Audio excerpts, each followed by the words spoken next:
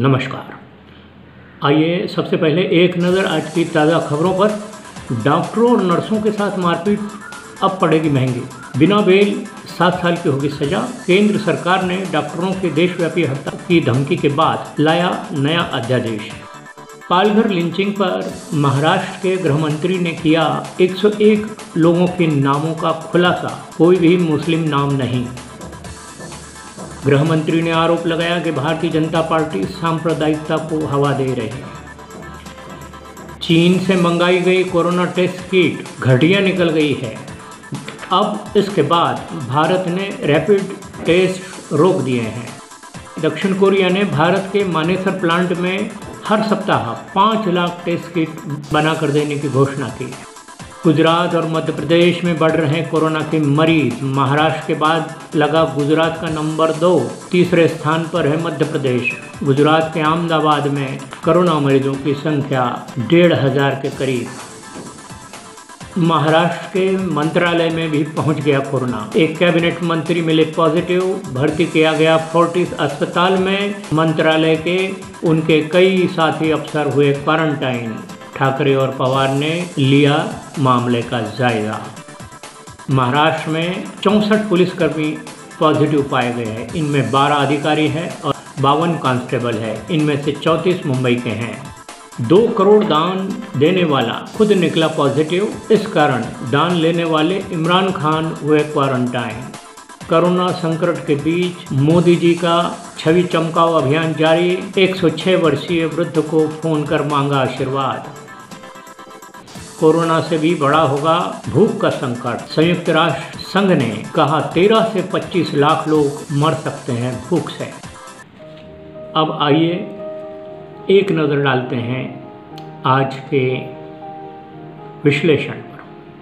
भूख लगी हो और डॉक्टरों ने मना कर दिया हो कि आपको ये चीज़ नहीं खाना, वो चीज़ नहीं खाना, और बार बार वही चीज़ आपके सामने आए, तो जाहिर है मन महसूस के रहना पड़ता है।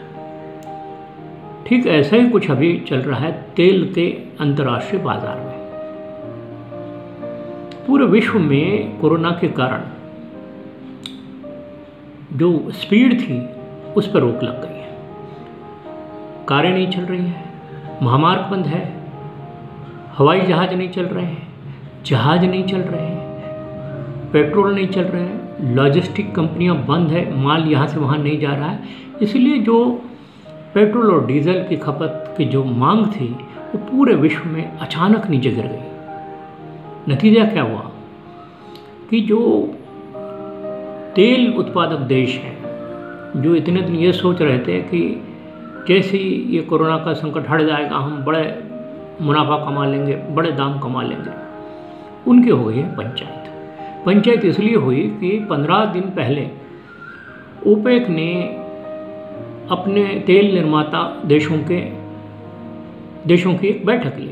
इस बैठक में तय किया गया कि कोई भी तेल ज़्यादा उत्पादित नहीं करेगा। लेकिन हर देश स्वार्थी होता है, उसको लगा कि यार सब लोग कम करेंगे तो मैं थोड़ा ज़्यादा कर लूँगा, और ज़्यादा करूँगा तो जब ये होगी लोगों को जब दिक्कत होगी तो हम बेच देंगे, ज़्यादा मुनाफा मिलेगा, हमको दाम बढ़ा के बेच देंगे। इस चक्कर में तेल उत्पादन इतना ज़्यादा हो गया है कि अब उसको रखना मुश्किल हो गया है। भंडारण क्षमता खत्म हो गई है। तेल उत्पादक देशों ने, जैसे हमारे यहाँ नल नहीं आते तो अपन पानी कैसे भर के रखते हैं, बाल्टी में भर लिया, प्लास्टिक बोतल में भर लिया, लोटे में भर लिया, गिलास में भर लिया, इस तरह से उन लोगों ने अपने सारे सोर्सेज जो थे भंडारण के, उसमें तेल भर के रखा हुआ है। उस तेल की मांग है कि घट गई है। तेल के दाम कितने नीचे आ गए जरा अंदाजा लगाइए। $0 बोलते हैं, मतलब डॉलर से भी नीचे। $1 ₹72 का मान है, और एक बैरल है 165 लीटर का।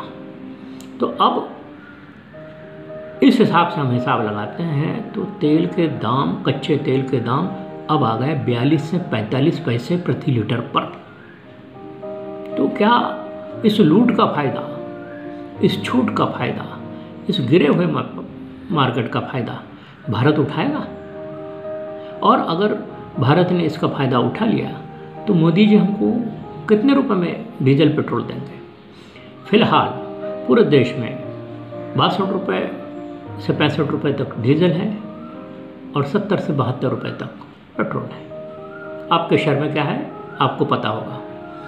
चूँकि भारत में फ़िलहाल लॉकडाउन है तो पेट्रोल के पंप वालों की शिकायत है कि हमारा बिजनेस जो है वो 15% पे आ गया है और ऐसा ही रहा महीना भर तो हम लोग ये पेट्रोल पंप बंद करना पड़ेगा हमको।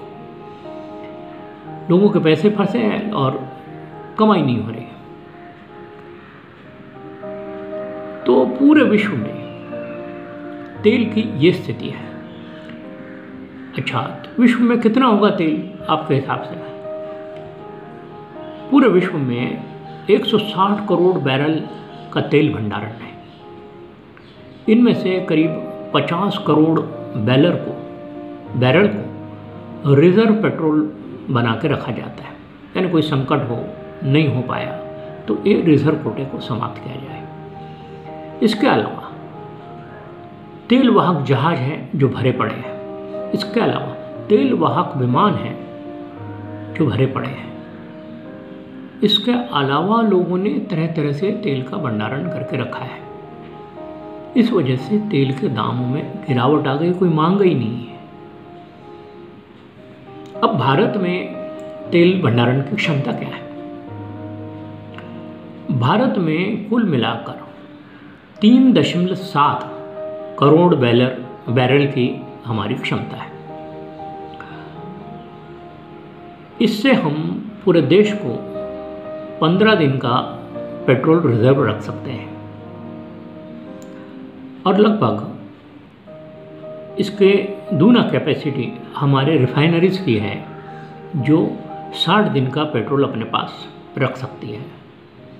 भारत में मंगलूर में, उडुपी में और विशाखापट्टनम ये 3 जगह कच्चे तेल का ईंधन रिजर्व रखने के भंडारण है जो कि समुद्र से लगे हैं और अंडरग्राउंड है, धरती के भीतर ये भंडारण है। तो इसमें जहाज़ों से बाहर से कच्चा तेल आता है और इसके अंदर सुरक्षित रखते हैं। अब अगर हम अमेरिका का तेल भंडार के बारे में चर्चा करें तो अमेरिका के पास 73 करोड़ बैरल का पेट्रोल कच्चा तेल जो है उसका रिजर्व है। इसके अलावा अमेरिका में 2 बड़ी कंपनियां हैं जो सरकार से कई गुना ज़्यादा पेट्रोल अपने पास स्टोर करके रखती है। पेट्रोल भंडारण की इनकी क्षमता इतनी ज़्यादा है। ये 2 बड़ी तेल कंपनियां हैं, एक मोबिल है और एक है एक्सॉन। ये इंटरनेशनल कंपनियां हैं, पूरे वर्ल्ड को ये अपना कच्चा तेल सप्लाई करती हैं। भारत में जो भंडारण होता है उसकी इंचार्ज है Indian strategic petroleum reserve limited. इस नाम की संस्था भारत में तेल का भंडारण करती है। उसके अफसरों का कहना है कि हमारे पास सिर्फ 15 दिनों का हम रिजर्व रखते हैं, ये खाली होता है फिर 15 दिन का लाते हैं, क्योंकि हमारी क्षमता है ही नहीं।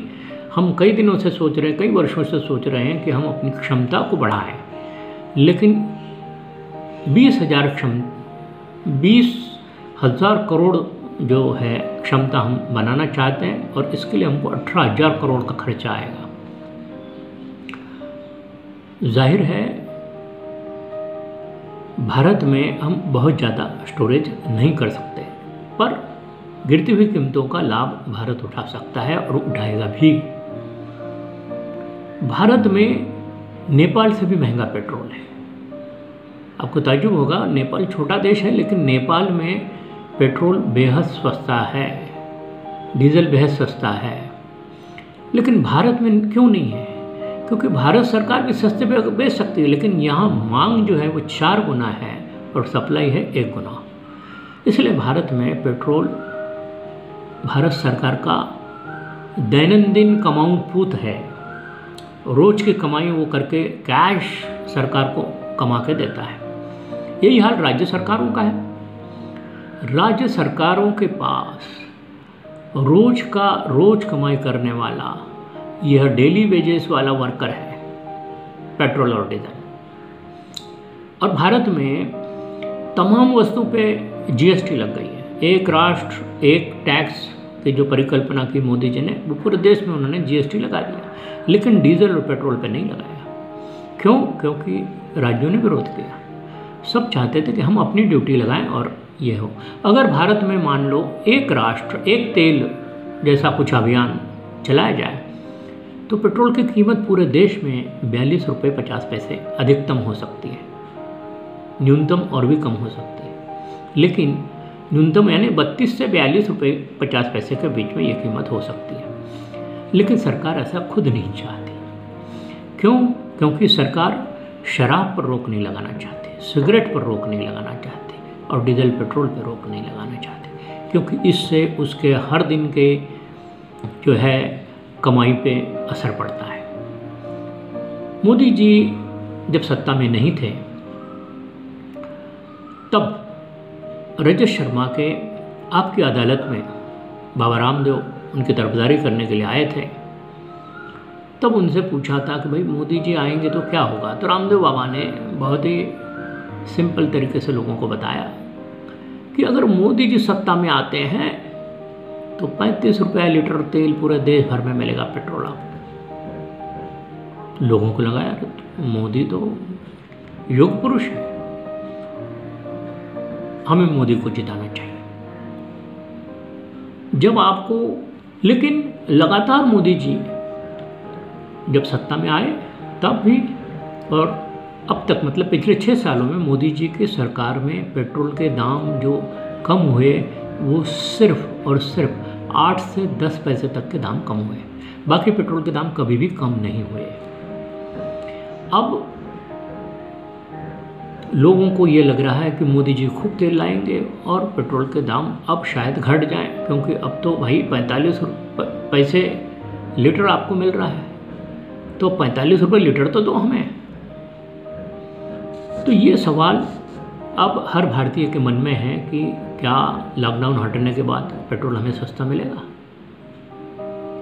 क्या लॉकडाउन हटने के बाद गैस के दाम गिर जाएंगे? कितनी कटौती करेंगे मोदी जी? लेकिन और यही सवाल जो हम सब के मन में चल रहा है, इसी सवाल को राहुल गांधी ने 2 दिन पहले ट्विटर पे ट्वीट करके पूछा कि मोदी जी बैरल का दाम $0 हो गया है तो भारत में पेट्रोल और डीजल महंगा क्यों है? जाहिर है कि केंद्र सरकार इस मामले में अवश्य ध्यान देगी, लेकिन मोदी जी के राज में जो बातें पहले होती थी, वो जब सत्ता में नहीं थे तब वो जो बातें करते थे तेल और पेट्रोल को लेकर और गैस को लेकर, और जो भारतीय जनता पार्टी के नेता अपने सिर पे सिलेंडर लेके सड़क पर बैठ के धरना प्रदर्शन करते थे तब कांग्रेस के राज में, वो सब की सिट्टी पिट्टी गुम है। जब से सत्ता में आ गए लोगों ने न तो स्मृति ईरानी का कोई ट्वीट पढ़ा पेट्रोल डीजल और गैस के महंगे दाम पर, ना ही राजनाथ जी का पढ़ा, सुषमा जी तो अब रही नहीं। ये सब लोग, स्मृति ईरानी तो प्रधानमंत्री को चुड़ियाँ भेजने वाली थी, दाम कम नहीं हुए इसलिए, ये सब लोग गायब हो गए। देश सवाल पूछ रहा है कब दोगे, कब छूट दोगे? आप तो कांग्रेस से भी बदतर है। मोदी राज में पेट्रोल डीजल के दाम तो बढ़े हैं, सिलेंडर का दाम दुगना हो गया है, लेकिन सरकार है कि टस से मस नहीं। आपको क्या लगता है कि मोदी जी देश के लिए पेट्रोल का कितना दाम करेंगे आपके हिसाब से? चल देखते हैं हम लोग। आप अपना, आपके दिमाग में जो भी दाम है वो नीचे कमेंट बॉक्स पर लिखिए, फिर हम देखते हैं कि आने वाले 15 दिन में पेट्रोल के दाम किस हमारे देखने वाले के दाम से मिलते जुलते हैं। हो सकता है हम आपको कुछ पुरस्कार भी दें, सही आपने अंदाज़ा लगाया। इसलिए आज के लिए बस इतना ही। सुरक्षित रहिए, संभल कर रहिए। कोरोना बीमारी है, उसके साथ मजाक मत करिए। मंत्री संतरी राष्ट्राध्यक्ष सब इसके चपेट में आ गए। ये ना जात देखता है, ना धर्म देखता है, ना व्यक्ति देखता है, ना आदमी देखता है। इसलिए संभल कर रहिए। नमस्कार।